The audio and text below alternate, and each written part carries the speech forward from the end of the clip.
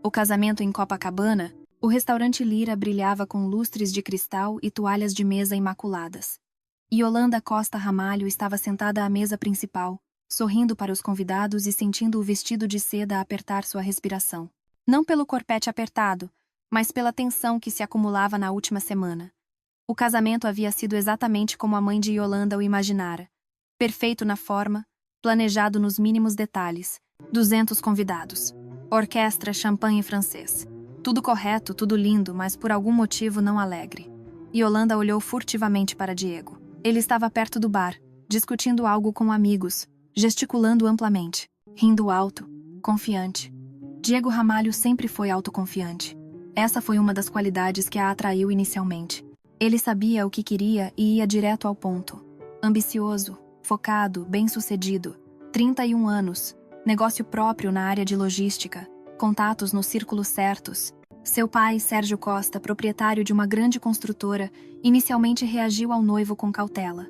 Isso foi há 6 meses, quando Diego apareceu pela primeira vez em sua casa. Sérgio Costa não confiava nas pessoas à primeira vista. Em 30 anos de negócios, ele aprendeu a ver a falsidade por trás de sorrisos e elogios. Um homem alto e magro de 56 anos. Ele construiu sua empresa sozinho.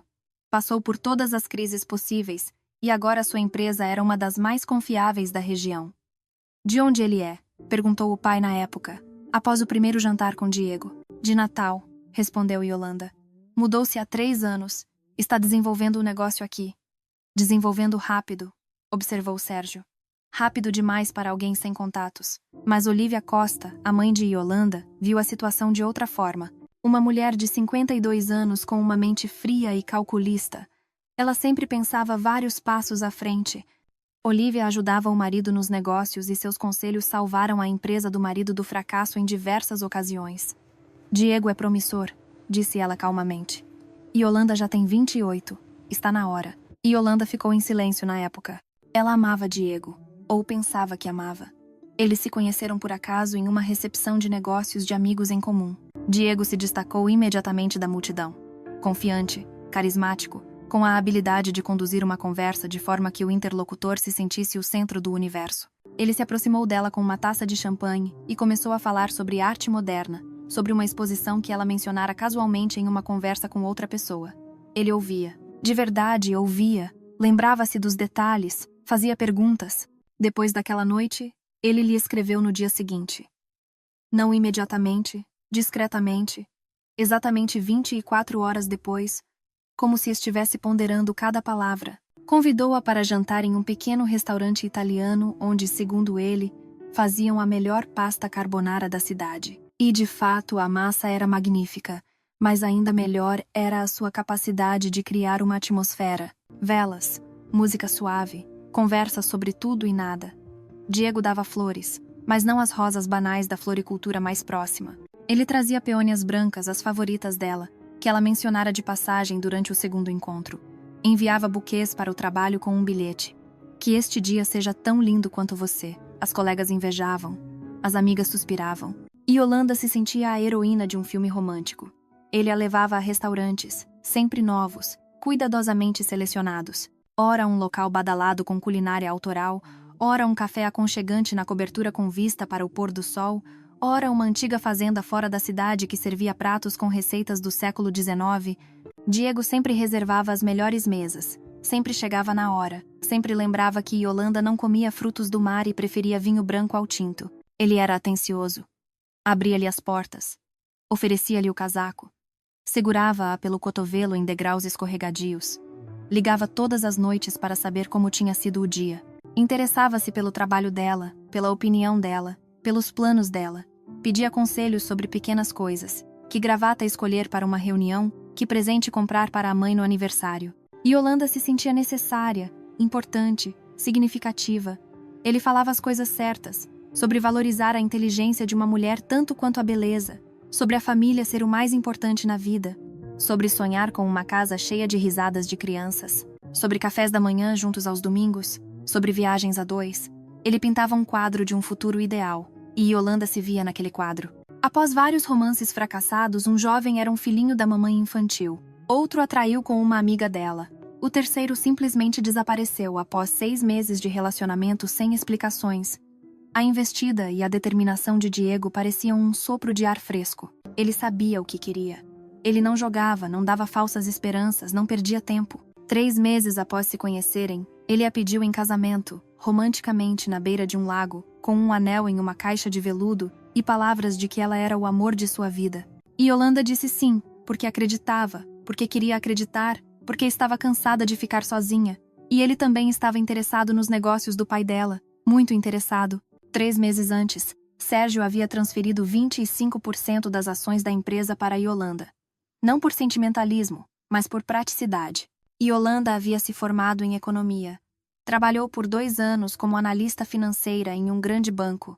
Entendia de números e documentos. O pai queria que a filha fizesse parte do negócio, aprendesse a administrar a empresa.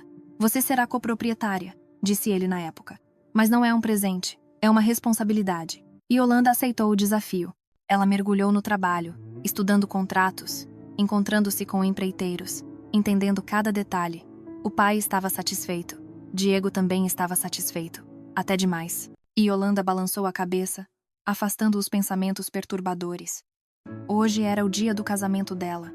Ela deveria estar feliz. Os convidados brindavam, faziam discursos. Desejavam amor e prosperidade aos recém-casados. A orquestra tocava uma valsa melodiosa. Tudo como deveria ser. E, ao mesmo tempo, em uma pequena despensa do restaurante Lira, um menino de 10 anos estava sentado desenhando uma nave espacial em um pedaço de papel. Arthur Lisboa estava entediado. Sua mãe, Catarina, trabalhava como garçonete há 5 horas seguidas e o fim do banquete não estava à vista.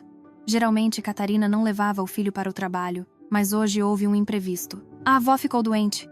Não havia com quem deixar Arthur. Fique quietinho aqui, pediu a mãe pela manhã. Leia um livro, desenhe. Só não saia para o salão, ok? Os convidados não podem te ver. Arthur prometeu. Ele era geralmente um garoto obediente, quieto, observador, sem fazer barulho.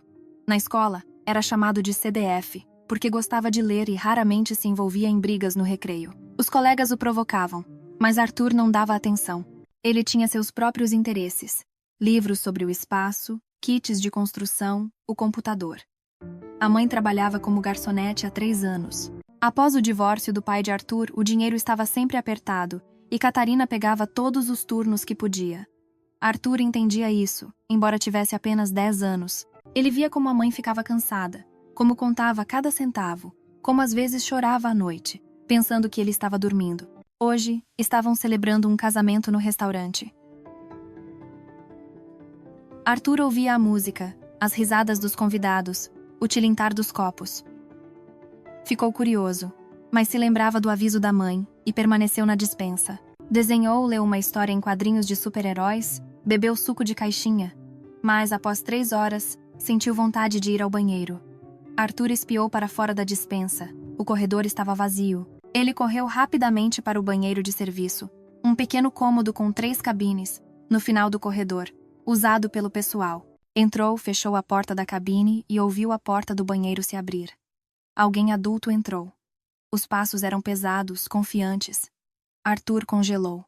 Ele sabia que não deveria estar ali durante o banquete. E se fosse alguém da gerência do restaurante?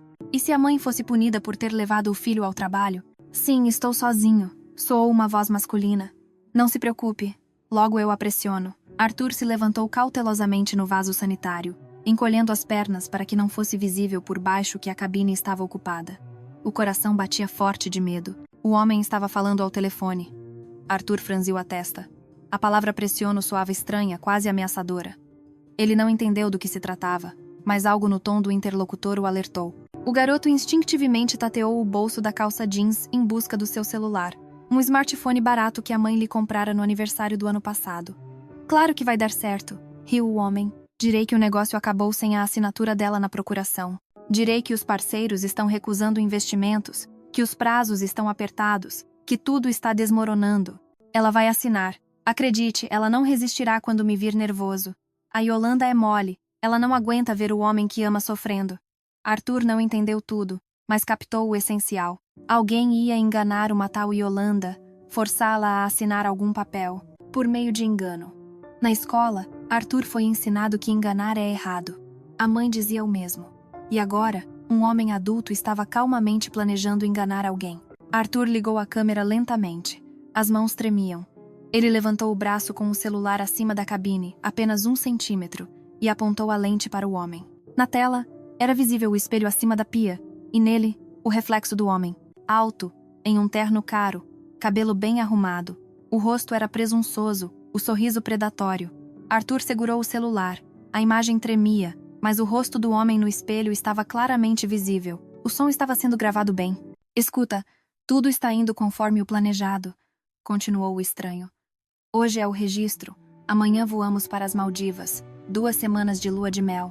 É lá que eu a pressiono. Arthur mal respirava, continuando a gravar. A procuração para gerenciar as ações dela, explicou o homem. 25% da empresa do Papai Costa. Assim que eu tiver a procuração, poderemos pressionar Sérgio. Ele ou nos vende a parte dele, ou bloqueamos todas as decisões. De qualquer forma, a empresa será nossa. Voltaremos em 2 semanas, e eu farei a procuração como temporária, por 6 meses. Tipo para ajudar na gestão, continuou o homem. E depois veremos. O principal é conseguir o controle. E enquanto isso, vou continuar a pressioná-la. Então, ele respondeu algo ao interlocutor do outro lado, mas Arthur não ouviu. O homem se aproximou das cabines, começando a verificá-las, espiando por baixo das portas. Arthur, apavorado, estava agachado na borda do vaso sanitário, segurando o celular contra o peito. O homem espiou sob a porta da cabine dele, mas parecia vazia. 1 minuto depois ele saiu do banheiro. Arthur desceu do vaso, parou a gravação. O coração batia forte de medo. Ele olhou para o vídeo. 30 segundos de gravação nítida. O garoto saiu do banheiro e correu para procurar a mãe. Catarina estava saindo do salão com uma bandeja de louça suja. Viu o filho e franziu a testa. Arthur, eu te pedi. Mãe, tinha um cara falando no telefone, interrompeu Arthur. Ele quer enganar uma mulher. Eu gravei no celular. Catarina parou, pousou a bandeja no balcão. O que você gravou? Olha, Arthur mostrou o vídeo. Catarina assistiu, e seu rosto ficou cada vez mais sério. É o noivo, ela sussurrou. Diego Ramalho. Hoje é o casamento dele, e ele quer enganar a noiva, esclareceu Arthur. Parece que sim, Catarina ponderou. Ela sabia perfeitamente quem eram os Costa. Uma família rica e influente. Sérgio Costa às vezes vinha ao Lira para reuniões de negócios. Sempre se comportava corretamente. Deixava gorjetas generosas. Uma boa pessoa, na opinião de Catarina. E a filha dele, Yolanda, estava se casando com um canalha que pretendia roubá-la. Nós temos que avisá-la, disse Arthur com firmeza. Não é, mãe, Catarina hesitou. Por um lado, não era da conta dela. Meter-se em histórias familiares alheias era perigoso. Por outro, como ela conseguiria se olhar no espelho sabendo que havia se calado? Tudo bem, ela assentiu. Mas temos que fazer isso com cuidado. Não podemos simplesmente abordar a noiva na frente de todos os convidados. Vou escrever um bilhete. Ela pegou um guardanapo, uma caneta e escreveu rapidamente. Espero você na entrada dos fundos em 10 minutos. Quando eu for servir o prato dela, vou colocar debaixo do prato, disse Catarina. E você a esperará na entrada dos fundos. Vai mostrar o vídeo. Mas fale calmamente, sem palavras desnecessárias. Entendeu? Arthur assentiu. 5 minutos depois, Catarina voltou do salão. Entreguei, disse ela. Agora vá e espere. Arthur saiu pela porta de serviço para o pátio interno, sentou-se em um banco de madeira perto da parede e começou a esperar. Ele segurava o celular com força nas mãos. Estava assustado. E se a noiva não acreditasse ou pensasse que era uma brincadeira? E se reclamassem e a mãe fosse demitida? Mas Arthur sabia que a verdade precisava ser dita, mesmo que fosse assustador. E no salão de festas, a garçonete de avental preto trouxe mais um prato. Salada morna com carne e rúcula. Colocou o prato na frente de Yolanda, sorriu amigavelmente. Catarina Lisboa, uma mulher de cerca de 30 e poucos anos, com cabelo escuro preso em rabo de cavalo e um rosto calmo, tentava ser discreta, mas trabalhava rápido e de forma organizada. Quando a garçonete se afastou, Yolanda esticou a mão para a taça de água e sentiu algo estranho sob o prato. A ponta de um guardanapo de papel saía de debaixo da porcelana. Ela puxou o guardanapo com cautela e desdobrou-o. Na folha branca com caneta azul estava escrito: Espero você na entrada dos fundos em 10 minutos. Yolanda congelou. O coração acelerou não de medo, mas de perplexidade. Algum erro, uma brincadeira. Ela olhou em volta, mas nenhum dos convidados estava prestando atenção nela. Diego Ramalho estava perto do bar. agora conversando com Otávio Chaves, seu parceiro de negócios. Otávio, um homem de 38 anos, com a cabeça raspada e um relógio caro no pulso, explicava algo com fervor, e Diego acenava com a cabeça. Yolanda dobrou o guardanapo e escondeu-o na pequena bolsa. 10 minutos. Alguém queria encontrá-la, agora mesmo, no dia do casamento. Ela olhou para o relógio. 20 horas. O banquete estava a todo vapor. Sair discretamente seria difícil, mas possível. Os convidados estavam absortos em conversas. A música tocava alto. Yolanda levantou-se da mesa, ajeitou a barra do vestido e seguiu para a saída do salão. A mãe interceptou o olhar dela. Aonde? Perguntou Olivia silenciosamente com os lábios. Ao banheiro, respondeu Yolanda, também em silêncio, e sorriu. Olivia assentiu e voltou à conversa com os convidados. Yolanda atravessou o salão, desviou da entrada principal e virou para o corredor estreito que levava às dependências de serviço. Aqui estava mais silencioso, cheirava a carne frita e pão fresco. Ela sabia onde ficava a entrada dos fundos, vira-a durante a inspeção do restaurante antes do casamento. A porta no final do corredor dava para o pátio interno. Yolanda empurrou a porta e saiu. A noite estava quente. O final de agosto trazia um clima ameno. As luzes do pátio iluminavam o espaço estreito entre os edifícios. Perto, havia lixeiras. E junto à parede, um banco de madeira. No banco, estava sentado um garoto. Yolanda parou, sem acreditar no que via. Uma criança de uns 10 anos, magro, com cabelo curto e um rosto sério. Ele segurava um celular e olhava para ela, assustado, mas determinado. Foi você quem escreveu o bilhete? Perguntou Yolanda baixinho. O garoto balançou a cabeça. Minha mãe entregou, respondeu ele com a voz abafada. Eu pedi a ela, por quê? Porque a senhora precisa saber. Saber o quê? O garoto levantou-se do banco. Suas mãos tremiam levemente. A senhora cometeu um erro ao se casar com ele, disse ele rapidamente, como se tivesse decorado a frase. Eu não deveria ter ouvido, mas ouvi e gravei. Olhe, ele estendeu o celular para Yolanda. Na tela, o vídeo estava pausado. Yolanda pegou o celular, apertou o play. A imagem tremia. Era visível que a gravação foi feita às pressas através de uma fenda estreita. Mas o som estava limpo. As palavras eram audíveis. Na tela, o banheiro do restaurante Lira. Diego estava perto da pia, com o celular no ouvido. Seu rosto estava claramente visível no espelho. Escuta, tudo está indo conforme o planejado, dizia Diego ao telefone. Hoje é o registro. Amanhã voamos para as Maldivas. 2 semanas de lua de mel. É lá que eu a pressiono. A voz do outro lado respondeu algo. Mas as palavras não eram audíveis. A procuração para gerenciar as ações dela, explicou Diego. 25% da empresa do Papai Costa. Assim que eu tiver a procuração, poderemos pressionar Sérgio. Ele ou nos vende a parte dele, ou bloqueamos todas as decisões. De qualquer forma, a empresa será nossa. Yolanda olhava para a tela, e o mundo ao seu redor parecia desacelerar. As palavras de Diego soavam claras, nítidas, sem a menor ambiguidade. O vídeo terminou. Yolanda levantou o olhar para o garoto. Qual é o seu nome? Perguntou ela baixinho. Arthur, respondeu o garoto. Arthur Lisboa. Minha mãe é Catarina. Ela trabalha aqui como garçonete. E você gravou isso agora? Arthur assentiu. Há meia hora. Eu estava sentado na despensa. Minha mãe mandou não incomodar os convidados. Depois fui ao banheiro, ouvi alguém falando. No começo não entendi o que era. Mas depois, ele hesitou. Depois entendi que esse homem queria enganar a senhora. E fiquei com medo. Subi no vaso sanitário para não ser visto, porque ele estava verificando as cabines por baixo, e liguei a gravação no celular. Não sei porquê, só liguei. Yolanda ficou em silêncio. Arthur se mexia nervosamente de um pé para o outro. Eu contei para minha mãe, continuou ele. Ela não acreditou no começo. Depois viu o vídeo e disse que a senhora precisava saber.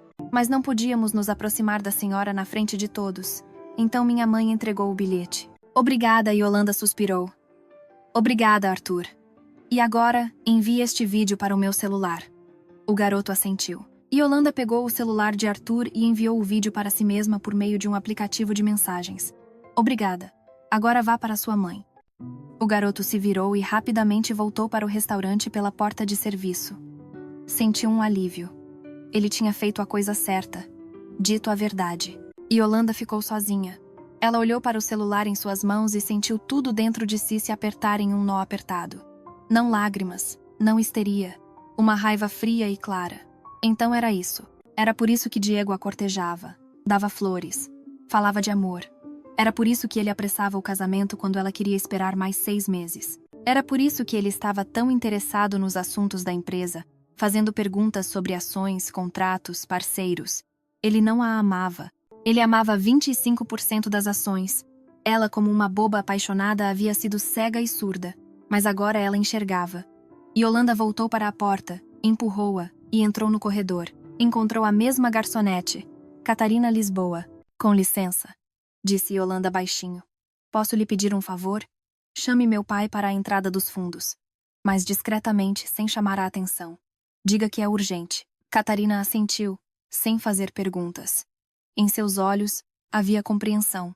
3 minutos depois, Sérgio Costa saiu para o pátio. Alto, ombros largos, em um terno formal.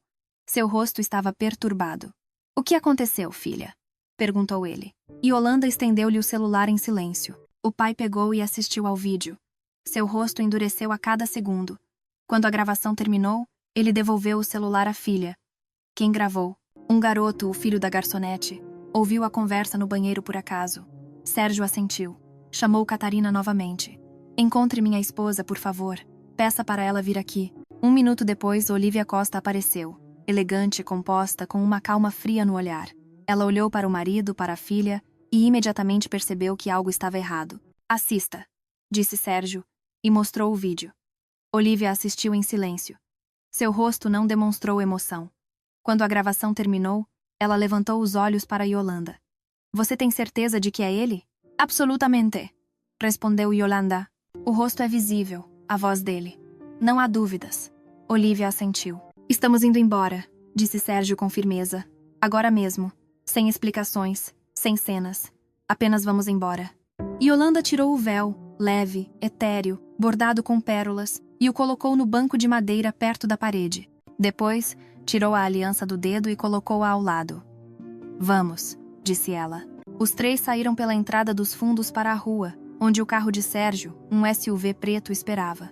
O motorista, notando o patrão, abriu rapidamente as portas. Para casa, ordenou Sérgio brevemente. O carro partiu, e no restaurante Lira, o pânico começava. Os convidados notaram a ausência da noiva e de seus pais. Diego, no início, não deu importância. Pensou que Yolanda e a mãe estavam discutindo algo importante. O pai havia saído para fumar. Mas quando se passaram 20 minutos, ele ficou preocupado. Onde está a Yolanda? Perguntou a um dos convidados. Ninguém sabia.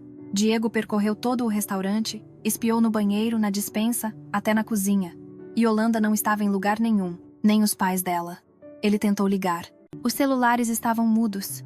O que está acontecendo? Perguntou Otávio Chaves, aproximando-se dele. Não sei, respondeu Diego, e havia ansiedade em sua voz. Eles desapareceram. Os convidados começaram a se entreolhar. Alguém brincou que a noiva havia fugido. Alguém sugeriu que algo sério havia acontecido. A música cessou. Os garçons pararam com as bandejas nas mãos. Diego estava no meio do salão e sentia a terra fugir de debaixo de seus pés. Algo deu errado. Algo deu muito, muito errado. Catarina Lisboa continuou trabalhando como se nada tivesse acontecido. Servindo pratos, limpando a louça, sorrindo para os convidados. Mas por dentro, tudo estava apertado. Ela havia feito uma escolha, ficado do lado da verdade. E agora só lhe restava esperar as consequências. Passaram-se mais 10 minutos.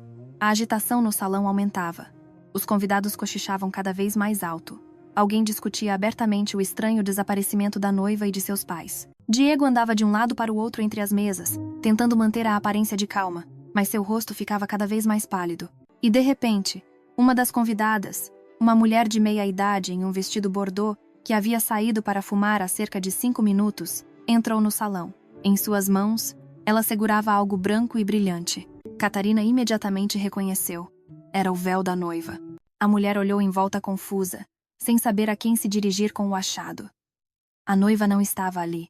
Os pais da noiva também não. Restava apenas o noivo. Com licença, disse a mulher em voz alta, dirigindo-se a Diego, que passava por ela. Eu encontrei isso em um banco perto da entrada dos fundos. Parece que é o véu de sua noiva. E também havia um anel por perto. Ela estendeu o véu e a aliança para Diego. O salão silenciou instantaneamente. Todas as conversas cessaram. 200 pares de olhos se fixaram no noivo. Diego parou de repente. Seu rosto, de pálido, ficou vermelho. O sangue subiu às bochechas tão abruptamente que até as orelhas ficaram vermelhas. Ele olhou para o véu e o anel nas mãos da mulher, como se não acreditasse no que via.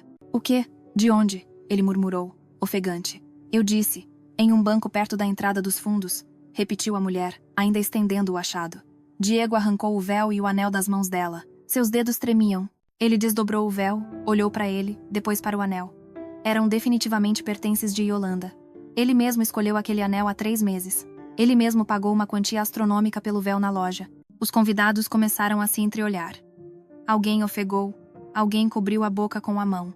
A situação estava ficando cada vez mais absurda e assustadora. Ela simplesmente tirou o véu e foi embora? Perguntou um homem em voz alta em uma mesa distante. E deixou o anel. Acrescentou a mulher ao lado dele. A aliança de casamento. Meu Deus! Então ela fugiu. Sussurrou outra convidada. Fugiu no meio do casamento. O sussurro se espalhou pelo salão como uma onda. A noiva fugiu. Fugiu, deixou o véu e o anel e foi embora. Sem explicações, sem palavras. Simplesmente desapareceu com os pais. Diego estava no meio do salão, apertando o véu em suas mãos, e sentia o peso de centenas de olhares curiosos, condenatórios e sarcásticos cair sobre ele. Otávio Chaves se aproximou rapidamente, pegando-o pelo cotovelo. Diego, vamos sair daqui, disse ele baixinho. Vamos para fora, nos acalmamos, resolvemos isso. Mas Diego não ouviu. Ele olhava para o anel na palma de sua mão, um anel de ouro fino que ele havia colocado no dedo de Yolanda apenas algumas horas antes no cartório. Ela o usou por no máximo 5 horas. 5 horas! E então o tirou e o jogou em um banco, como um objeto inútil. De repente ele se virou e saiu correndo do salão, pegando o celular do bolso freneticamente. Os convidados o seguiram com os olhos. Um silêncio pesado e constrangedor pairou no salão. Enquanto isso, Catarina estava perto da parede com uma bandeja nas mãos, observando o que estava acontecendo. Seu coração palpitava. Ela via o casamento de outra pessoa desmoronar, a vida de outra pessoa ser destruída, e sabia que ela e seu filho eram em parte culpados por isso. Mas se pode culpar aqueles que falam a verdade, não seria melhor ter se calado e permitido que Yolanda caísse na armadilha? Catarina não sabia a resposta. Ela apenas sabia que havia feito o que achava certo. No corredor do restaurante, Diego encostou-se à parede, discando o número de Yolanda pela 20ª vez. Toques. Toques longos e monótonos. Depois, a secretária eletrônica. Yolanda, atenda! Ele suspirou no telefone. Por favor, o que aconteceu? Por que vocês foram embora? Eu não entendo. Explique pelo menos alguma coisa. Mas o celular estava mudo. Yolanda não atendia. Sérgio não atendia. Olívia também não. Diego abaixou a mão com o celular e olhou para o véu que ainda segurava. O tecido branco, etéreo, bordado com pérolas, estava amassado em seus dedos. Ele lentamente abriu o punho, e o véu escorregou para o chão do corredor, caindo a seus pés em um monte disforme. Ele continuou segurando o anel, olhou para ele sem piscar, tentando entender o que havia acontecido, o que ele havia feito de errado. Tudo estava indo perfeitamente. O casamento, os convidados, o registro. Amanhã eles deveriam voar para as Maldivas. Em 2 semanas ele teria a procuração. O plano era impecável. O que deu errado?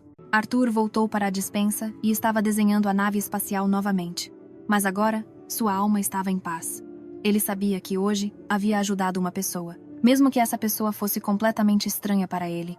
Talvez eles tenham passado mal? Sugeriu alguém no salão. Talvez tenha acontecido um acidente. Mas por que os celulares não atendem? Otávio Chaves se aproximou de Diego novamente. O que faremos? Perguntou ele baixinho. Não sei, respondeu Diego. Não faço a menor ideia. Talvez ir à casa deles? Vamos tentar. Eles saíram do restaurante, entraram no carro de Otávio e foram para a casa dos Costa. Uma mansão no subúrbio, atrás de um portão alto. Quando chegaram, o portão estava fechado. Diego apertou o interfone. Sim. A voz do segurança soou. É Diego Ramalho. Quero falar com Yolanda. O patrão mandou dizer que não deseja vê-lo. O quê? Por quê? Não sei. Desculpe. A ligação foi interrompida. Diego ficou parado em frente ao portão, sem acreditar no que estava acontecendo. O que aconteceu? Por que tudo desmoronou em um instante? Vamos sair daqui, disse Otávio. Resolvemos isso amanhã. Eles partiram. E na casa dos Costa, o silêncio reinava. Yolanda estava sentada na sala de estar, ainda com o vestido de noiva. Os pais estavam ao lado. Amanhã mesmo vou entrar com um pedido de anulação do casamento no tribunal, disse ela. Sérgio assentiu. Nós te apoiaremos, disse ele. Em tudo. Yolanda olhou para o pai e pela primeira vez na noite permitiu-se relaxar. Ela não chorou. Não havia lágrimas, apenas fria determinação. Diego Ramalho queria usá-la, mas agora ela sabia a verdade. E essa verdade mudava tudo. A manhã seguinte começou com Yolanda acordando em seu quarto na casa dos pais, e por alguns segundos sem conseguir entender onde estava. Depois a memória voltou. A noite anterior, o vídeo, a fuga do casamento. Ela olhou para o relógio. 9 horas. A essa hora, ela já deveria estar em um avião, voando para as Maldivas.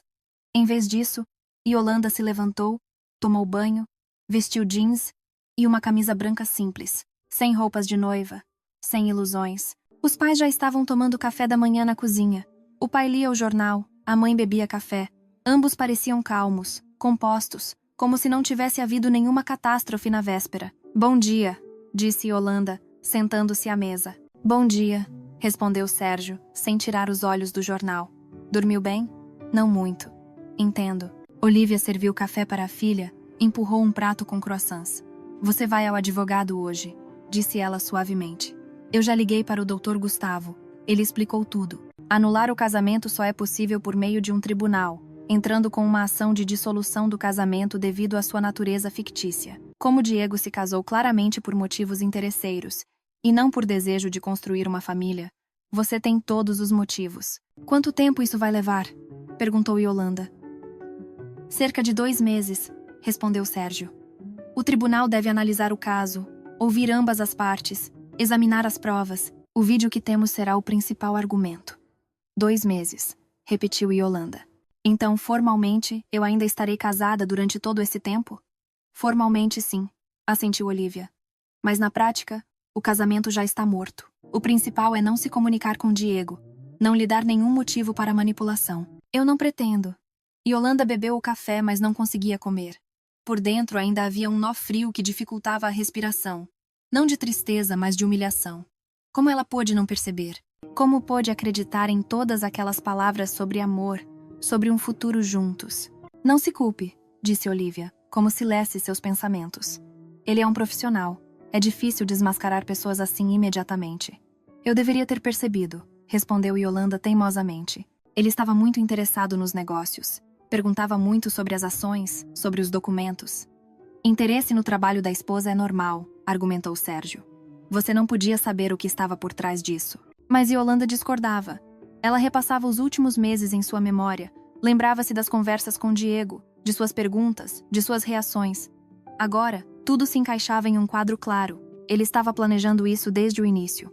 Às 11 horas, eles chegaram ao escritório do Dr. Gustavo Ferreira, um advogado experiente que trabalhava com a família Costa há 15 anos. Um homem alto, de cerca de 60 anos, com têmporas grisalhas e um olhar perspicaz, ele os recebeu em seu escritório. E Yolanda, ele assentiu. Sente-se. Sérgio já me contou a situação geral, mas preciso de detalhes. E Yolanda contou tudo, desde o primeiro encontro com Diego até a fuga do casamento na noite anterior, mostrando o vídeo no celular. Dr. Gustavo ouvia atentamente, fazendo anotações em um bloco. O vídeo é uma prova forte, disse ele quando a gravação terminou. Confirma que Diego Ramalho se casou exclusivamente por motivos interesseiros, planejando obter controle sobre seus ativos. É um caso clássico de casamento fictício. O que precisamos fazer? Perguntou Yolanda.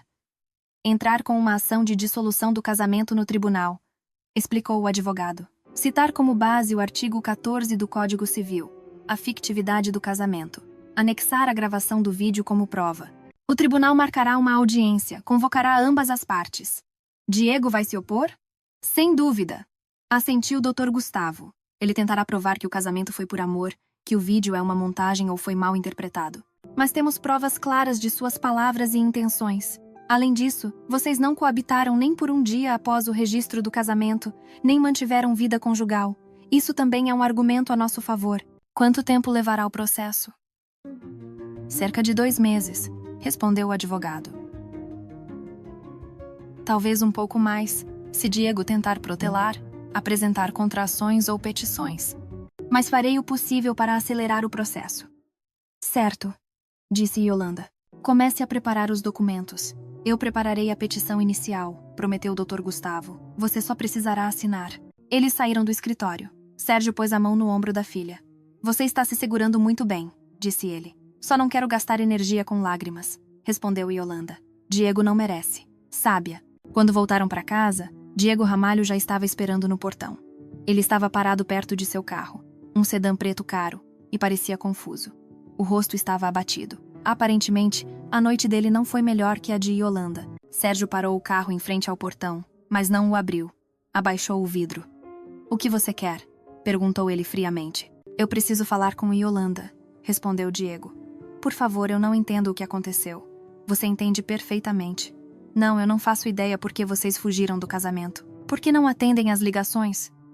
Expliquem pelo menos alguma coisa. Yolanda abaixou o vidro do seu lado. Entre, disse ela ao pai. Deixe-o entrar. Não há por que armar um show para os vizinhos.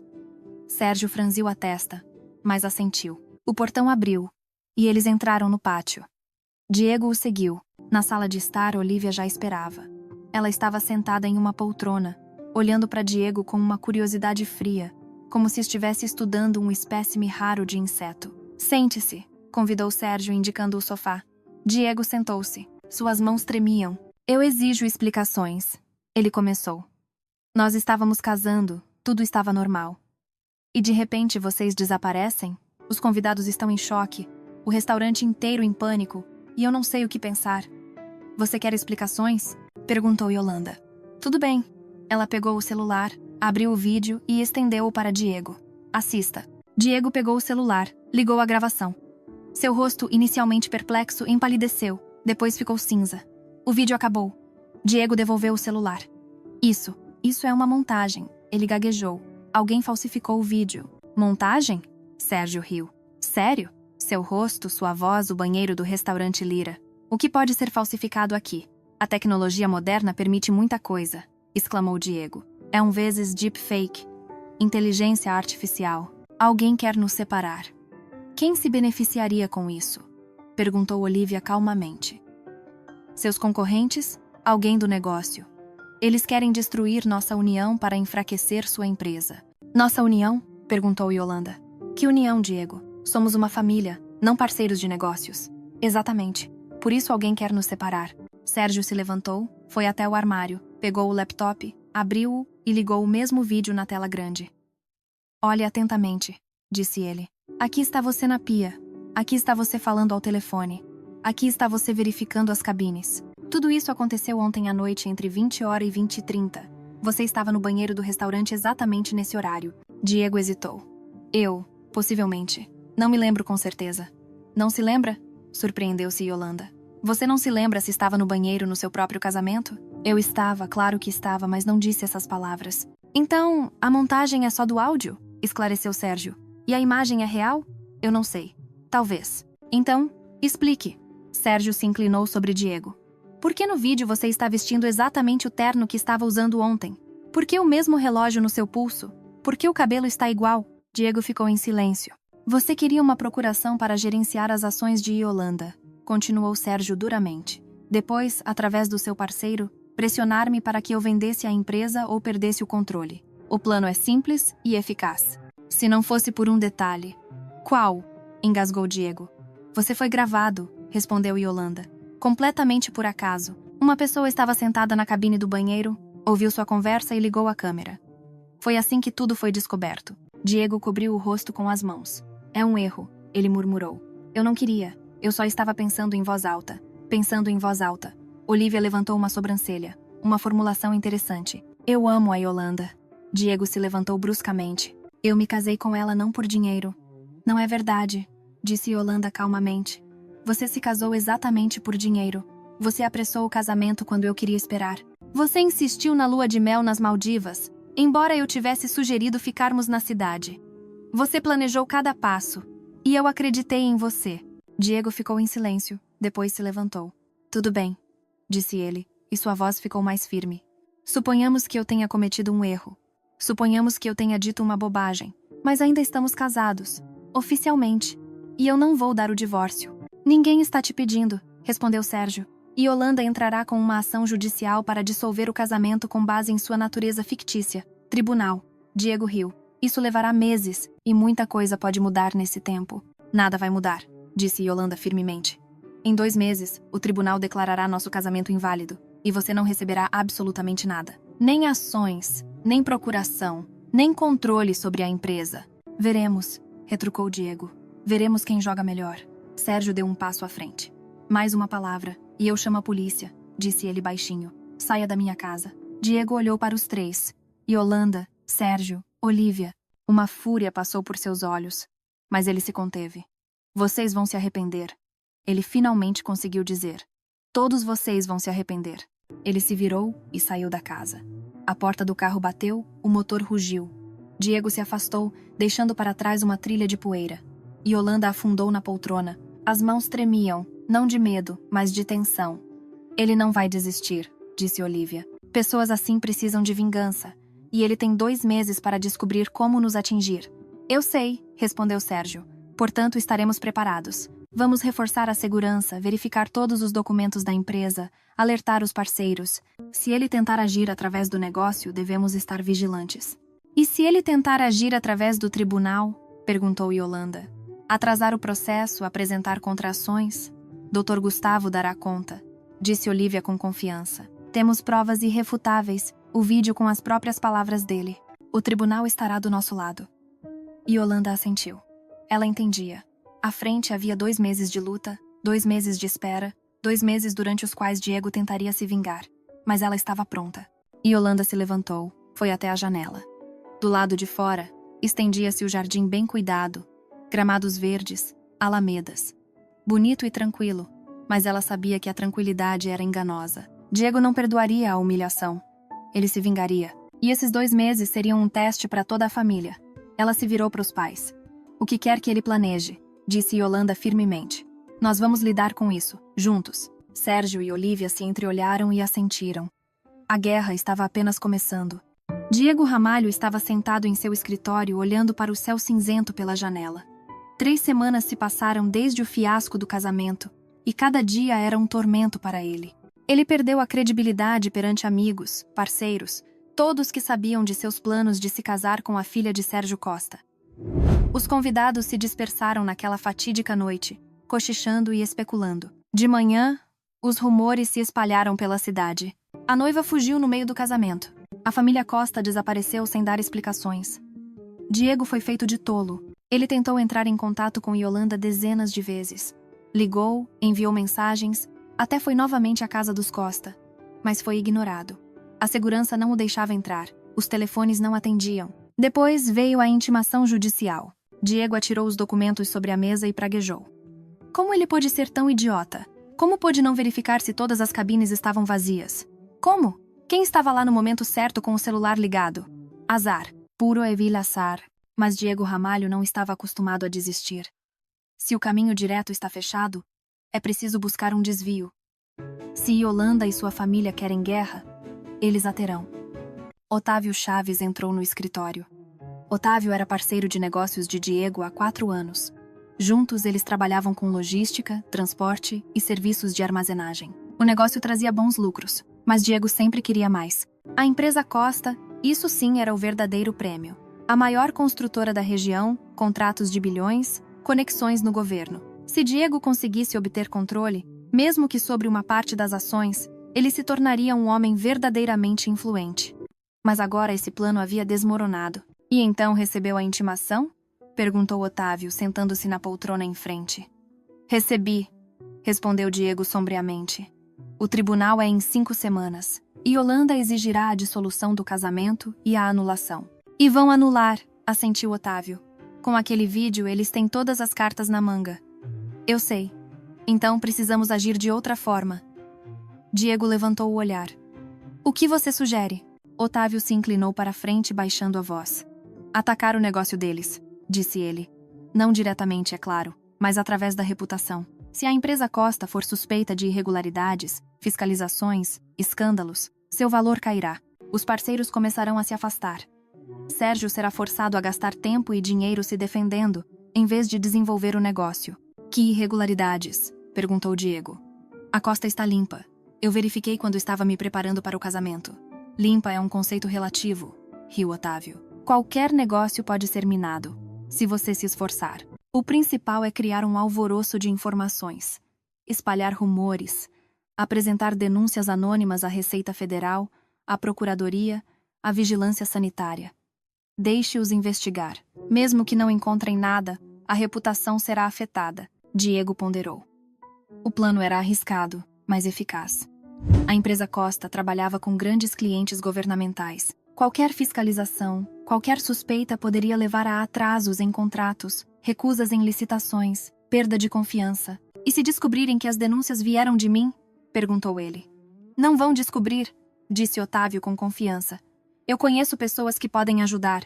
Testemunhas falsas, supostas informações privilegiadas. Tudo parecerá plausível. E o que ganhamos no final? Satisfação, riu Otávio. Isso não é suficiente? Eles te humilharam. Agora é a sua vez.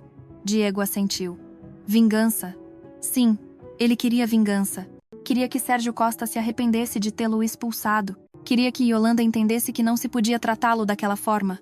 Haja, disse ele, mas com cautela, sem rastros que levem a mim. Claro, assentiu Otávio e saiu do escritório. Uma semana se passou. Uma fiscalização da Receita Federal chegou ao escritório da construtora Costa. Inesperadamente, sem aviso, os fiscais exigiram todos os documentos financeiros dos últimos 3 anos. Sérgio Costa os recebeu calmamente. Ele sabia que todos os papéis estavam em ordem. A empresa operava de forma totalmente legal, pagava impostos, cumpria todas as exigências da legislação. Por favor, disse ele ao fiscal-chefe. Todos os documentos estão à disposição. A fiscalização durou 4 dias. Os fiscais vasculharam os papéis, conferiram números, fizeram perguntas. No final não encontraram nada criminoso e foram embora. Mas 3 dias depois, chegou uma nova fiscalização, desta vez, da Vigilância Sanitária. Alguém apresentou uma denúncia de que as normas sanitárias estavam sendo violadas em um dos canteiros de obras da empresa. Sérgio foi pessoalmente ao canteiro. Tudo estava em ordem. Os trabalhadores usavam capacetes, seguiam as normas de segurança, as condições sanitárias estavam de acordo com os padrões.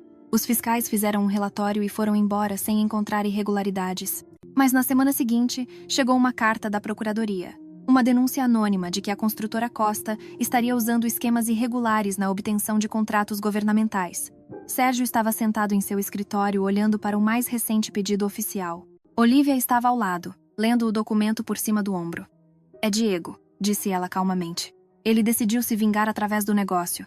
Eu entendo, assentiu Sérgio. Mas ele não considerou uma coisa. O quê? Que todos os nossos documentos são impecáveis. Cada contrato, cada transação, cada pagamento, tudo está limpo. Deixe-os fiscalizar o quanto quiserem. Mas a reputação é afetada, observou Olívia. Os parceiros estão começando a ficar nervosos. Já recebi 3 ligações perguntando se está tudo bem conosco. Eu sei. Sérgio se levantou e foi até a janela. Mas temos que nos manter firmes. Diego conta que vamos quebrar sob pressão. Não daremos a ele esse prazer. Na mesma noite, Yolanda foi ao escritório do pai. Ela estava trabalhando mais do que o habitual, para se distrair dos pensamentos sobre o divórcio e para ajudar a família a lidar com os ataques de Diego. Como estão as coisas? Perguntou ela, entrando no escritório. Mais uma fiscalização, suspirou Sérgio. A procuradoria, desta vez. Ele não vai parar, disse Yolanda. Diego vai pressionar e pressionar até conseguir o que quer ou até se encurralar, observou Olívia, que também estava no escritório. Pessoas assim geralmente superestimam suas capacidades. O que você quer dizer? Denúncias constantes são boas, explicou Olívia. Mas se são demais, se são muito detalhadas, os investigadores começam a se perguntar: de onde vem tanta informação? Quem está por trás disso? Sérgio assentiu. Você tem razão. Eu já pedi ao nosso advogado para registrar todas as fiscalizações, todas as denúncias. Se provarmos que é uma campanha organizada contra nós, poderemos nos defender. E por enquanto aguentamos, esclareceu Yolanda. Por enquanto aguentamos, concordou o pai. E esperamos que Diego cometa um erro. O erro não demorou a acontecer. 2 semanas após o início das fiscalizações, Otávio Chaves decidiu intensificar a pressão. As denúncias constantes não estavam dando resultado. A empresa Costa estava muito limpa. Era preciso algo mais sério. Otávio contatou um conhecido, um funcionário de uma empreiteira que trabalhava com a construtora Costa. Por uma grande quantia, esse homem concordou em falsificar alguns documentos para simular irregularidades financeiras. O plano era simples: falsificar notas fiscais, inflacionar o custo das entregas e, em seguida, entregar esses documentos anonimamente à polícia. Os investigadores encontrariam a discrepância, começariam a investigar, e a construtora Costa estaria sob suspeita de fraude. Mas Otávio não considerou um fator. Olívia Costa não era considerada uma das estrategistas mais astutas nos negócios à toa. Ela há muito suspeitava que os ataques à empresa não eram aleatórios e havia pedido ao serviço de segurança para intensificar o controle sobre todos os parceiros. Quando o subordinado de Otávio tentou fazer alterações no banco de dados da empreiteira, o sistema de segurança registrou. O chefe de segurança imediatamente reportou a Sérgio. "Temos uma tentativa de falsificação", disse ele. "Alguém está tentando falsificar notas fiscais de entrega de materiais de construção. A pessoa trabalha na empresa Translogística." "Translogística?" perguntou Sérgio. "Essa é a empresa de Otávio Chaves, parceiro de Diego Ramalho", acrescentou Olívia. "Aí está." Sérgio sorriu. "Então Diego não está agindo sozinho." "Ótimo, agora temos nomes concretos." Ele ligou para o Dr. Gustavo Ferreira. "Temos provas", disse Sérgio.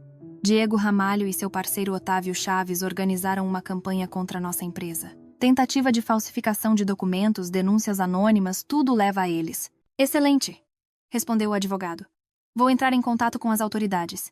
Se há uma tentativa de falsificação, isso já é um caso criminal. Haja." 3 dias depois, policiais foram à casa de Otávio Chaves. Ele foi detido sob suspeita de organizar a falsificação de documentos e tentativa de difamar uma empresa concorrente. Otávio tentou negar, mas as evidências eram irrefutáveis. Seu subordinado, temendo a prisão, deu um depoimento e citou o mandante. "Fui solicitado por Diego Ramalho", ele disse ao investigador. "Ele queria atingir a empresa Costa. Disse que eles o enganaram e que ele queria se vingar." O investigador Marcos Soares, um experiente detetive de 45 anos, ouviu atentamente o depoimento e convocou Diego para interrogatório. Diego compareceu com um advogado. Estava pálido, nervoso, mas tentava manter a compostura. "Eu não sei nada sobre a falsificação de documentos", ele declarou. "Otávio agiu por conta própria. A testemunha afirma o contrário", disse Marcos Soares calmamente. "Ele afirma que você deu instruções pessoais para difamar a empresa Costa. Ele está mentindo." "Eu nunca disse isso." "Interessante." O investigador abriu uma pasta de documentos. "E como você explica a série de denúncias anônimas contra a construtora Costa que foram apresentadas exatamente após seu conflito com a família Costa?" "É coincidência." "Coincidência?" repetiu Marcos Soares. "Tudo bem, então explique. Por que todas as denúncias contêm informações detalhadas sobre os processos internos da empresa Costa, que só poderiam ser conhecidas por alguém próximo à família? Por exemplo, o ex-genro deles?" Diego ficou em silêncio. O advogado sussurrava algo em seu ouvido. "Eu me recuso a responder perguntas sem preparação adicional", finalmente disse Diego. "Como quiser", assentiu o investigador. "Mas esteja ciente de que um processo criminal foi aberto contra você por difamação e tentativa de pressão sobre uma organização comercial. Você enfrenta uma pena séria." Diego saiu da delegacia atordoado. Tudo havia desmoronado. O plano de vingança se voltou contra ele. Otávio Chaves, para salvar a própria pele, deu um depoimento completo. Ele contou como Diego o propôs a atacar a empresa Costa, como eles planejaram difamar o negócio, como tentaram simular irregularidades. A parceria entre Diego e Otávio desmoronou. Otávio renegou publicamente Diego, declarando que agiu sob pressão. O negócio de Diego começou a ruir. Clientes se recusavam a trabalhar com um homem que enfrentava um processo criminal. Parceiros se afastaram. A reputação estava destruída. 1 mês depois, ocorreu a audiência judicial sobre a ação de Yolanda para a dissolução do casamento. Diego compareceu ao tribunal sozinho. Sem advogado, sem apoio. Ele parecia exausto, quebrado, e Yolanda estava sentada no salão com seus pais e Dr. Gustavo. O juiz examinou cuidadosamente os autos do processo, ouviu ambas as partes e decidiu dissolver o casamento entre os cônjuges, com base no artigo 14 do Código Civil. Uma vez que o casamento foi contraído sem a intenção de constituir família, exclusivamente por motivos interesseiros por parte do cônjuge, Diego abaixou a cabeça. Yolanda se levantou e saiu do salão. Ela não sentia alegria, nem alívio, apenas cansaço. 2 meses de luta haviam terminado. O casamento foi dissolvido. Diego perdeu, mas o preço da vitória foi alto.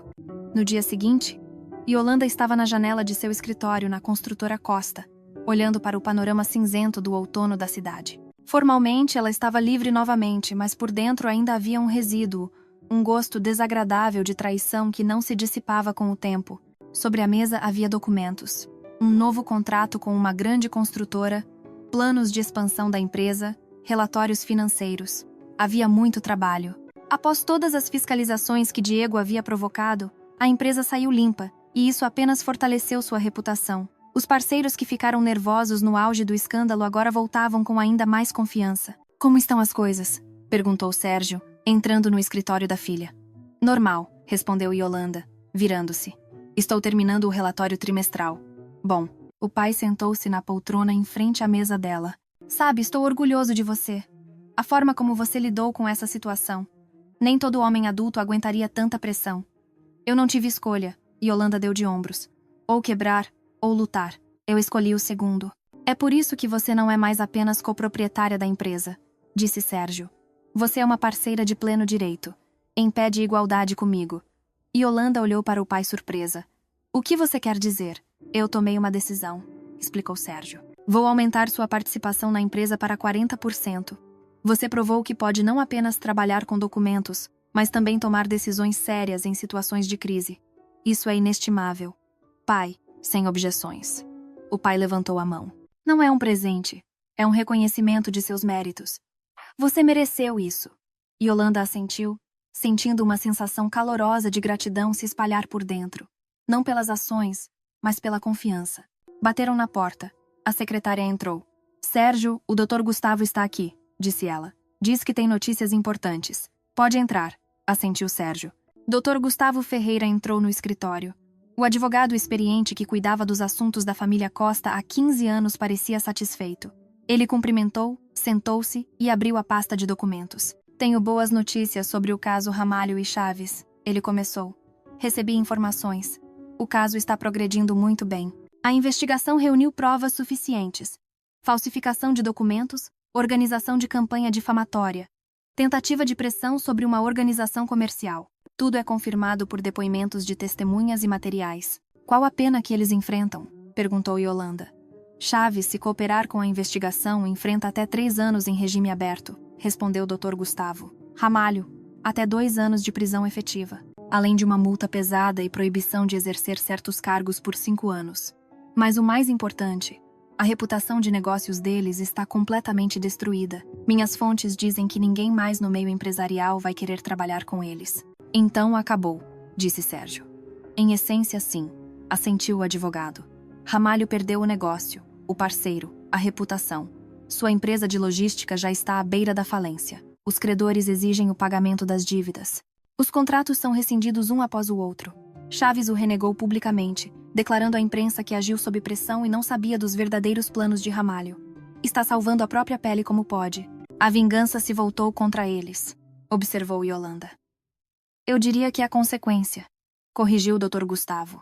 Pessoas que constroem planos com base em engano e manipulação, cedo ou tarde caem na armadilha de suas próprias mentiras. Ele fechou a pasta e se levantou. Manterei vocês informados sobre quaisquer mudanças, disse ele. Quando o advogado saiu, Sérgio se virou para a filha. Você sente alívio? Perguntou ele. Não sei, respondeu Yolanda honestamente. Mais cansaço. Foi tudo muito exaustivo. Eu entendo. Mas agora você está livre. De verdade. Yolanda assentiu. Sim, ela estava livre. Livre de Diego, de suas manipulações, das ilusões que ela mesma havia criado. Na mesma noite, Yolanda foi ao restaurante Lira. Ela marcou um encontro com Catarina Lisboa e seu filho Arthur. Era hora de agradecer a eles devidamente. Catarina esperava na entrada de serviço. Arthur estava ao lado, o mesmo garoto magro com um rosto sério. Ao ver Yolanda, ambos sorriram timidamente.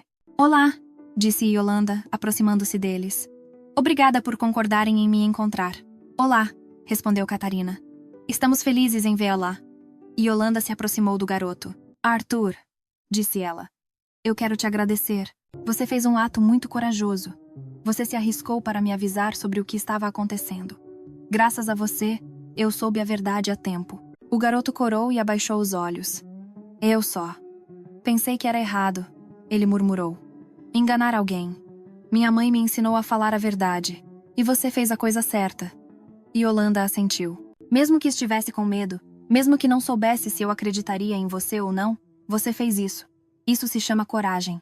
Ela tirou um envelope da bolsa e o estendeu para Catarina. Isso é para vocês, disse ela. R. 10.000. Não como pagamento pela informação. Vocês não pediram dinheiro. É uma gratificação para Arthur, para a educação dele, para o que ele precisar. Catarina congelou, hesitante em pegar o envelope. É demais, ela sussurrou. Não podemos. Podem, disse Yolanda firmemente. Vocês me salvaram de um erro enorme. Se não fosse por Arthur, eu teria assinado a procuração, teria perdido o controle sobre o negócio, teria destruído meu relacionamento com a família. Vocês nem imaginam do que me protegeram. Por favor, aceitem.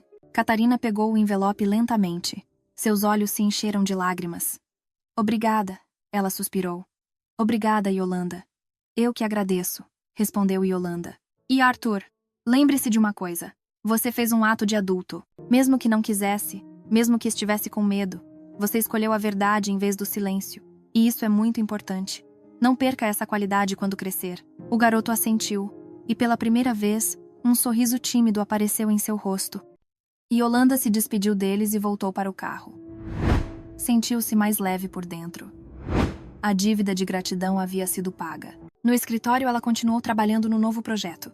Ela estava desenvolvendo uma estratégia de expansão da empresa, estudando o mercado, encontrando-se com potenciais parceiros. A vida continuava, e ela estava pronta para seguir em frente. O pai entrou em seu escritório mais tarde.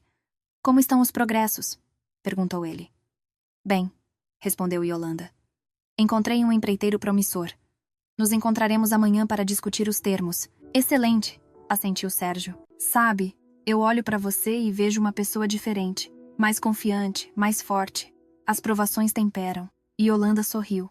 Como dizem, o que não nos mata nos torna mais fortes. Exatamente. Eles ficaram em silêncio. Então Sérgio acrescentou. Diego pensou que nos usaria.